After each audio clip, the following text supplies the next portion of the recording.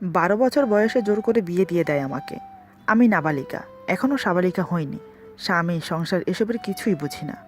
বিয়ের রাতে আমার স্বামী যা করল তা আমি কল্পনাও করিনি। কান্নার শব্দ শুনে আমার বড় ভাই ছুটে এসে যা দেখে তার জন্য তিনি প্রস্তুত ছিলেন না।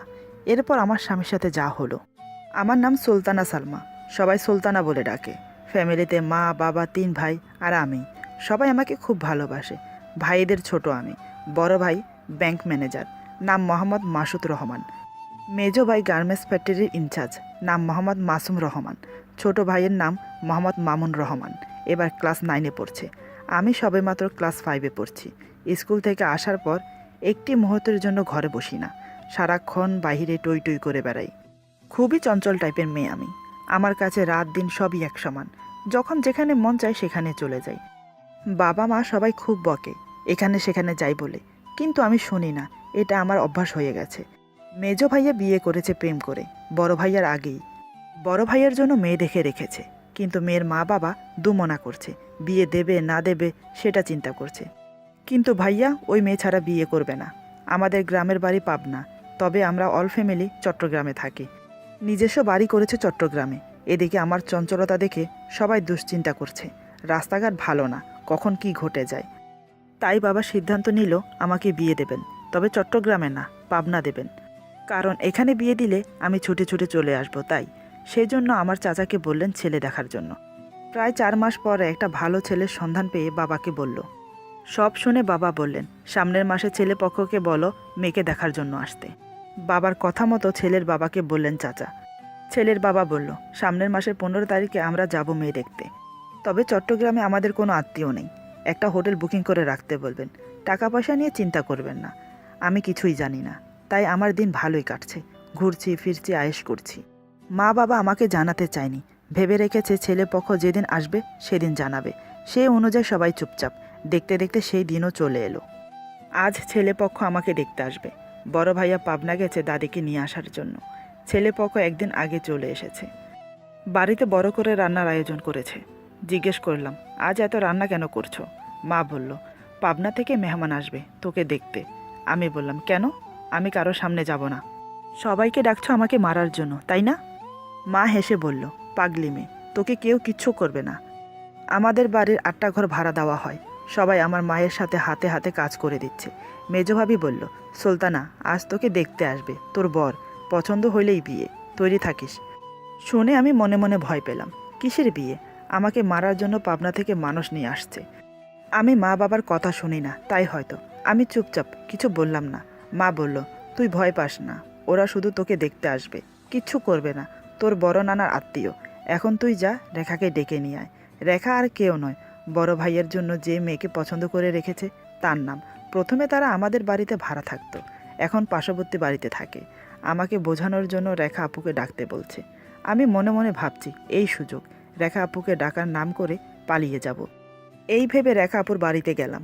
ওনাকে বললাম মা ডাকছে। এই বলে যেই না পালানোর জন্য উদ্যত হব, ঠিক তখনই দেখি মা এসে হাজির।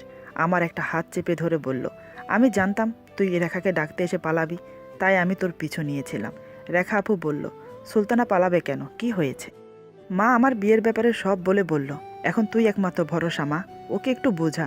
কেউ ওকে মারবে না, শুধু দেখতে আসবে যে। রেখা বলল, আমি কিছুই বুঝতে পারছি না, কি বলবো আপনাকে।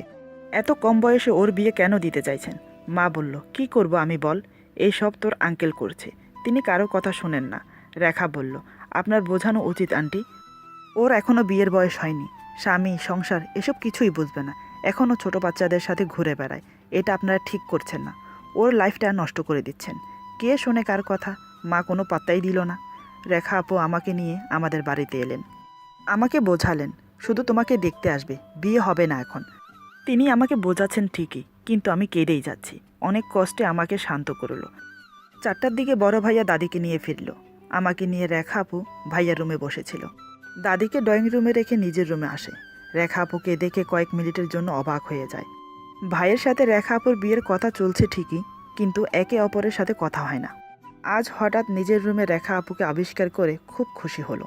হাসি মুখে কাছে এসে রেখা আপুকে বলল, কেমন আছো?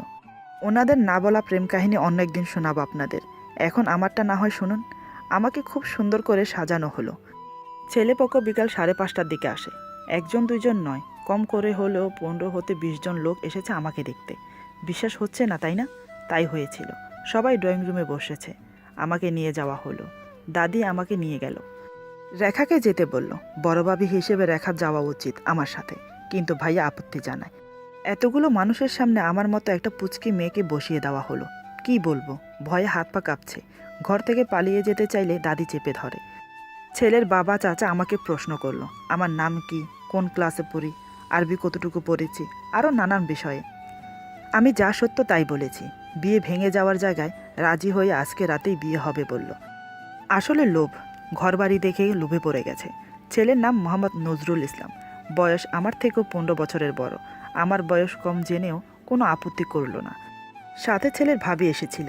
সে বলল, অল্প বয়সী মেয়েকে বিয়ে করা ভালো। ছেলে প্রথমে একটু আপত্তি জানায়, আমার বয়স কম তার জন্য নয়। ভাবির কানে কানে সে বলল, এই পুচকি মেয়েকে দিয়ে যৌন চাহিদা মেটাবো কী করে?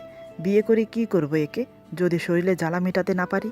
ভাবি বলল, আরে পাগল, কচি মেয়ে পাবি, ধীরে ধীরে বুঝিয়ে সুজিয়ে যৌন চাহিদা মিটিয়ে নিবি আর কি। এখন চুপ থাক। ভাবির কথায় নজরুল চুপ হয়ে গেল। সবাই মিলে যুক্তি পরামর্শ করে আজ আমাদের বিয়ে হবে এটাই ডিসিশন নিল। কোনো কাজই ডাকা হলো না। রাত 8টার দিকে মসজিদে নিয়ে বিয়ে পড়িয়ে দিল। বিয়ে হয়ে গেল আমার, অথচ আমি এসবের কিছুই বুঝি না। কি অদ্ভুত, তাই না? হঠাৎ বিয়ে হওয়ার কারণে তেমন কোনো কিছুই কেনাকাটা হয়নি। শুধু একটা শাড়ি আর একটা নাকফুল দিয়েছে। রেখা আপুকে দিয়ে নাকের ফুলটা পরানো হলো, কারণ ভবিষ্যতে তিনি আমার বড় ভাবি হবে। তাই রাতে আমাদেরকে বাসর ঘরে দেবে, তাই বলা বলি করছে সবাই। এদিকে আমার স্বামীর মনে লাড্ডু ফুটছে। সে উতলা হয়ে আছে আমাকে কাছে পাওয়ার জন্য। বিয়ে বাড়ির মতো চারিদিকে হইচই। সবাই ভেবে চিন্তে ঠিক করলো হোটেলে না, আমাদের বাড়িতে বাসর হবে। সেই অনুযায়ী দুজনের জন্য একটা রুম বরাদ্দ করা হলো। তবে ফুল দিয়ে সাজানো বাসর ঘর নয়, নর্মাল একটা রুম। আমি যেতে চাইছি না। অনেক জোর করে আমাকে ওই রুমে রেখে আসে। সবার আড়ালে একটা পুতুল নিয়ে এসেছি। বসে বসে তার সাথে খেলছি। কিছুক্ষণ পর আমার স্বামী প্রবেশ করে। ভাবি সালাম করতে বলেছিল, আমার মনে নেই। নজরুল বলে সালাম করতে। আমি সালাম করলেই উপহার স্বরূপ আমাকে 1000 টাকা দেয়। কারণ হঠাৎ করে বিয়ে হয়ে গেছে, এমনটা হবে ও জানতো না। আমি টাকা পেয়ে খুব খুশি হলাম। ছোট বাচ্চাদের মতো লাফিয়ে লাফিয়ে বলছি, ও আমার কাছে 1000 টাকা আছে। কাল এ টাকা দিয়ে অনেক চিপস আর চকলেট খাওয়া যাবে। নজরুল আমাকে শান্ত করে বসায়। আমার একটা হাত ধরে বলে, তুমি খুশি হয়েছ? আমি বললাম, হ্যাঁ, অনেক খুশি। আপনি অনেক ভালো। নজরুল বলল, তুমি আমার কথা শুনলে তোমাকে আমি অনেক চকলেট দেব। আমি বললাম, সত্যি আপনি আমাকে অনেক চকলেট দেবেন? নজরুল বলল, হ্যাঁ দেব, কিন্তু তার জন্য তোমাকে আমার কথা শুনতে হবে। আমি বললাম, কি কথা? আমি শুনবো আপনার কথা। নজরুল বলল, কাছে এসো। আমি ওর পাশে গিয়ে বসলাম। নজরুল আমাকে কাছে পেয়ে শক্ত করে জড়িয়ে ধরে। আমি নিজেকে ছাড়ানোর চেষ্টা করে বললাম, কি করছেন আপনি? ছাড়ুন আমাকে। আপনি আমাকে জড়িয়ে ধরেছেন কেন? নজরুল আমাকে আরও শক্ত করে জড়িয়ে ধরে বলে, তুমি আমার স্ত্রী, আমি তোমাকে জড়িয়ে ধরতে পারি। আমি বললাম, স্ত্রী কি? কাপড় ইস্ত্রি করে যে সেই স্ত্রী? আমার কথায় নজরুল হেসে ওঠে। কিছুক্ষণ পর বলল, তোমাকে আমি আস্তে আস্তে বুঝিয়ে দেব সব। আমি বললাম, ঠিক আছে, তবে আপনি আমাকে ছাড়ুন। আমার কেমন জানি লাগছে, ঠিক ভালো লাগছে না। কিন্তু না, নজরুল ছাড়ার পাত্র না। এখন সে শুধু জড়িয়ে নয়, কিস করতে শুরু করেছে। আমার ঘাড়ে, গলায়, মুখে কোনো জায়গা ছাড়ছে না। এদিকে আমার অস্বস্তি হচ্ছে। অনেক চেষ্টা করছি নিজেকে ছাড়াতে। যখনই কিছু বলতে যাই ঠিক তখনই আমার মুখ চেপে ধরে। মাঝে মাঝে ওর ঠোঁটের দখলে নিয়ে নেয়। আমি নিজেকে ছাড়ানোর জন্য আপ্রাণ চেষ্টা করছি, কিন্তু পারছি না। কোথায় আমি আর কোথায় ও? যেমন বয়সে বড়, তেমন বিশাল দেহধারী এক যুবক। আমি ওর সামনে মাছিও না। নজরুল আমাকে খাটে শুইয়ে ঝাঁপিয়ে পড়ে। খুব উত্তেজিত হয়ে আছে নজরুল। আমার সাথে জোর জবরদস্তি করে যাচ্ছে। আমি কান্না করছি, চিৎকার দিতে পারছি না, মুখ চেপে ধরে আছে। নজরুল সঙ্গমের জন্য প্রস্তুত হলো। এখন সীমা লঙ্ঘন করছে ও। আমার গোঙানি কান্না ওর চোখে পড়ছে না। একবারও ভাবছে না, এত ছোট মেয়ে আমার মতো পুরুষের ভার সইতে পারবে? আমি পারছি না। দিশেহারা হয়ে ওর হাতে কামড় দিই খুব জোরে। তাতেই কাজ হলো। নজরুল চেঁচিয়ে উঠল। তারপর আমি কান্নায় ভেঙে পড়ি। কান্নার মাঝে বড় ভাইয়াকে ডাকছি, বড় ভাই আমাকে মারছে, বাঁচাও। সবার থেকে বড় ভাই আমাকে বেশি ভালোবাসে। আমার চিৎকার শুনে সবাই অবাক। বুঝতে বাকি রইল না কি হচ্ছে। সবাই চুপচাপ, কেউ আসছে না। সবার একটাই কথা, ওরা স্বামী স্ত্রী, আমাদের যাওয়া উচিত হবে না। আমার কান্নার শব্দ কারোর মন গলেনি। কিন্তু বড় ভাইয়া সইতে পারছে না। ছুটে এসে দরজায় করাঘাত করে। নজরুল হাতের যন্ত্রণা নিয়ে দরজা খুলে দিল। দেখে আমি বিছানায় শুয়ে আছি চাদর মুড়ি দিয়ে। আমার পরনের কাপড় সব নিচে পড়ে আছে। লজ্জায় ভাইয়া মাথা নিচু করে নেয়। আমি তখনও কাঁদছি। ভাইয়া সহ হলো না। রাগের মাথায় কী করবে ভেবে না পেয়ে নজরুলকে থাপ্পড় মারল। তারপর বলল, তুমি কি মানুষ না অমানুষ? তোমার বোঝা উচিত ছিল আমার বোন এখনও ছোট, আর বয়সে তুমি অনেক বড়। কম করে হলো 1 বছরের সময় নেওয়া উচিত ছিল। ধীরে ধীরে ওকে বুঝিয়ে আপন করে নিতে। কাজটা তুমি ভালো করলে না। তোমাকে কি বলবো, ভুল আমরা করেছি এত কম বয়সে ওকে বিয়ে দিয়ে। তারপর বেরিয়ে এসে দাদিকে পাঠালো আমাকে নিয়ে যেতে। নজরুল নিজের ভুল বুঝতে পারে। সত্যি যৌন ক্ষুধায় ও নিজেই ভুলে গেছে সব কিছু। সবাই কি ভাবছে আমাকে নিয়ে? সত্যি আমি একটা জঘন্য কাজ করেছি। সুলতান আমাকে খুব খারাপ ভাববে। তারপর থেকে আমি ওকে ভয় পেতাম, ওর কাছে যেতে চাইতাম না। 2 মাস পর অনুষ্ঠান করে আমাকে ওদের বাড়িতে নিয়ে যায়। প্রথমে মা বাবা বলেছিল 1 বছর পর নিয়ে যাওয়ার জন্য, কিন্তু আমার শ্বশুর মানতে রাজি না। তিনি বললেন, মেয়ের কোনো সমস্যা হবে না, আমরা আছি তো। আপনাদের মেয়েকে আমরা নিজের মেয়ের মতো রাখবো। এখন বর্তমান আমি শ্বশুর বাড়িতে। এখানে এসেও আমি বাচ্চাদের সাথে খেলা করি। এখনও সবার ঘরে ঘুরে বেড়াই। আমার শ্বশুর বলল, কয়েকদিন যাক, তারপর না হয় ওদেরকে এক রুমে দিও। সে অনুযায়ী 1 মাস পর আমাকে আর নজরুলকে এক রুমে থাকতে দেয়। আমি অনেক আপত্তি জানাই, কান্না করি, বলি ওই লোকটা আমাকে মারবে। আমি ওই ঘরে যাব না। কিন্তু কে শোনে কার কথা? বাপের বাড়ি না, এটা শ্বশুর বাড়ি। কে শুনবে আমার কথা? আগের অভিজ্ঞতা থেকে ভয় পাচ্ছি। নজরুলকে দেখে বাঘের মতো ভয় লাগে আমার। আজ এক ঘরে দুজন। আমি ভয়ে এক কোণে চুপসে আছি। নজরুল আমার জন্য চকলেট, চিপস, আইসক্রিম আরও অনেক কিছু নিয়ে এসেছে। এগুলো দেখেও আমার মন ভোলার নয়। নজরুল বলল, কি ব্যাপার, অমন করে বসে আছো কেন? আমি বললাম, আপনি আমাকে মারবেন তাই। নজরুল এবার আমার সামনে এসে বসে। তারপর বলে, তুমি আমার স্ত্রী, স্ত্রীকে কেউ মারে? এদিকে এসো। আমি বললাম, না, বললাম তো আপনি আমাকে মারবেন। আগে একবার খুব কষ্ট দিয়েছিলেন, মনে আছে? আমি খুব ব্যথা পেয়েছি, আমি আসবো না। নজরুল বলল, ভুল হয়ে গেছে, ক্ষমা করে দাও। এই দেখো, আমি কানে ধরছি। তুমি বললে কানে ধরে উঠবস করব।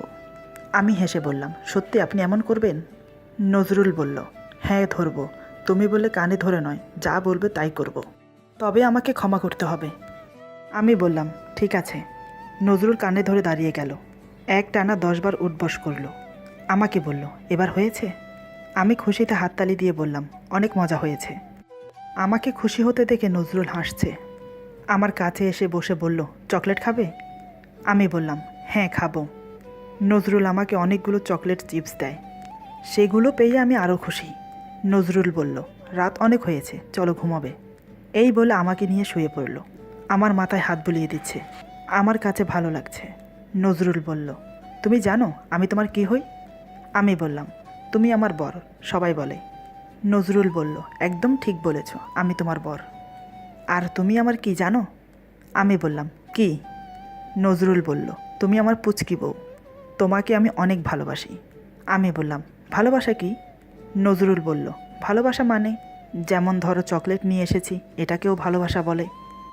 এই যে এখন তোমার মাথায় হাত বুলিয়ে ঘুম পাড়াচ্ছি, এটাকেও ভালোবাসা বলে। তোমাকে আদর করে জড়িয়ে ধরবো, কিস করব, এটাকেও ভালোবাসা বলে। কিন্তু তুমি আমাকে ভালোবাসো না, আমাকে শুধু কষ্ট দাও। আমি বললাম, কিভাবে? নজরুল বলল, আমি তোমার মাথায় হাত বুলিয়ে দিচ্ছি, কিন্তু তুমি অনেক দূরে সরে আছো। তোমার উচিত আমার বুকে মাথা রেখে জড়িয়ে ধরা। তা না, তুমি আমার থেকে দূরে শুয়ে আছো। এভাবে ভালোবাসা হয়? স্বামী স্ত্রীর এভাবে ঘুমালে শয়তান মাঝের জায়গাটা দখল করে নেয়। আমি বললাম, ও মা, তাই বুঝি? কই, আমি তো দেখতে পাচ্ছি না শয়তানকে। নজরুল বলল, পাগলি একটা, শয়তান দেখা যায় নাকি? সে তো অদৃশ্য থেকে মানুষের হাতে পাপ কাজ করায়। এই যেমন তুমি আর আমি আলাদা শুয়ে আছি, এটাও শয়তানের কাজ। শয়তানের কথা শুনতে শুনতে জিন ভূতের কথা মনে পড়ে গেল। অন্ধকার রুমে শুয়ে আছি। সত্যি যদি শয়তান থাকে তাহলে কি হবে? এই ভয়ে আমি অনিচ্ছা সত্ত্বেও নজরুলকে জড়িয়ে ধরি। নজরুল বুঝতে পারছে আমি ভয় পাচ্ছি। আমাকে বলে, এভাবে ঘুমাও, তাহলে শয়তান আসবে না। এই বলে আমাকে শক্ত করে জড়িয়ে ধরে, মাথায় কপালে কিস করে। তারপর বলে, আই লাভ ইউ, আমি তোমাকে সত্যি ভালোবাসি আমার পুচকি বউ। আমি ওর বুকের মাঝে থেকে বললাম, সেই কখন থেকে পুচকি পুচকি বলে যাচ্ছেন? আমি কিন্তু পুচকি নই, আমার বয়স এখন 13 চলে। আমি অনেক বড় হয়ে গেছি। নজরুল হেসে বলল, হ্যাঁ হ্যাঁ, সত্যিই তো, আমার বউ অনেক বড় হয়ে গেছে। সেদিন রাতে আমরা একে অপরকে জড়িয়ে ধরে ঘুমিয়ে পড়ি। নজরুলের অনেক কষ্ট হয়, আমাকে এত কাছে পেয়েও কোনো কিছু করতে পারছে না। এভাবে আমাদের দিন যেতে থাকে। আমাদের মাঝে দিন দিন আরও ঘনিষ্ঠতা বাড়তে থাকে, কিন্তু শারীরিক সম্পর্ক হয়নি এখনও। রাতে আকাশের নিচে বসে চাঁদ দেখি, পাশাপাশি দুজন বসে থাকি একে অপরের হাত ধরে। নজরুলের কাঁধে মাথা রেখে রাতের পর রাত কাটিয়ে দিচ্ছি। ধীরে ধীরে নজরুলকে ভালো লাগতে শুরু করে। একদিন রাতে ছাদে বসে আছি, পাশাপাশি দুজন। নজরুলের কোলে মাথা রেখে শুয়ে আছি, সে আমার মাথায় হাত বুলিয়ে দিচ্ছে। নজরুল আমাকে বলল, আচ্ছা আমি যদি মরে যাই তোমার কষ্ট হবে? এই কথাটা শোনার সাথে সাথে বুকের ভেতরটা চিনচিন করে উঠল, কেমন যেন কষ্ট অনুভব করছি। আমি উঠে ওর মুখ চেপে ধরে বললাম, আর কখনো মরে যাওয়ার কথা বলবেন না। এভাবে বললে আমার কষ্ট হয় না বুঝি? নজরুল আমার হাতে চুমো খেয়ে বলল, আমার জন্য কষ্ট হয় তোমার? ভালোবাসো আমাকে?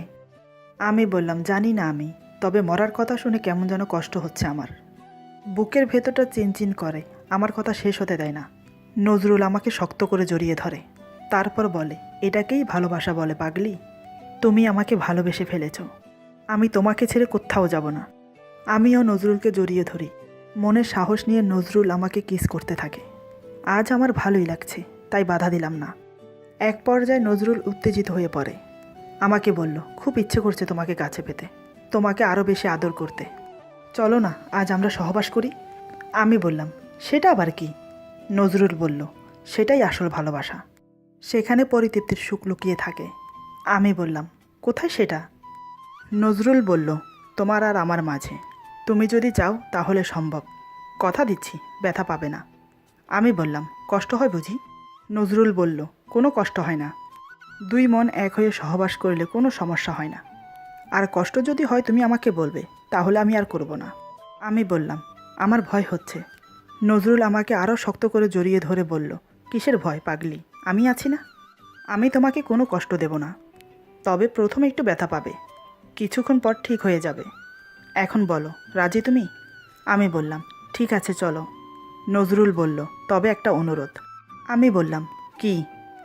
নজরুল বলল, প্লিজ লক্ষ্মীটি, ব্যথা পেলে চিৎকার করো না, আমাকে বলবে, ঠিক আছে? আমি বললাম, ঠিক আছে, তবে চিৎকার করলে কি হবে? নজরুল বলল, তাহলে আর কি, সবাই চলে আসবে, আর আমার উঁচু মাথা নিচু হয়ে যাবে। বিয়ের দিন কি হয়েছিল মনে আছে? তোমার বড় ভাইয়া থাপ্পড় মেরেছিল আমাকে। অবশ্যই ভুলটা আমার ছিল, তাই আমি কিছু মনে করিনি, কিন্তু আজ মানসম্মান রেখো প্লিজ, কষ্ট হলে আমাকে বলবে, ঠিক আছে? আমি উপর নিচ মাথা করে সম্মতি জানাই। তারপর আমরা রুমে চলে যাই। রুমে এসে নজরুল আমাকে আদর করতে থাকে। ওর ভালোবাসার পরশে আমি উত্তেজিত হয়ে উঠি। ধীরে ধীরে আমরা সঙ্গমে লিপ্ত হই। প্রথমে বাধা দেওয়ার চেষ্টা করি, কিন্তু নজরুলের কাছে হার মানতে হয়। ও তখন খুব উত্তেজিত ছিল। এক সময় ক্লান্ত হয়ে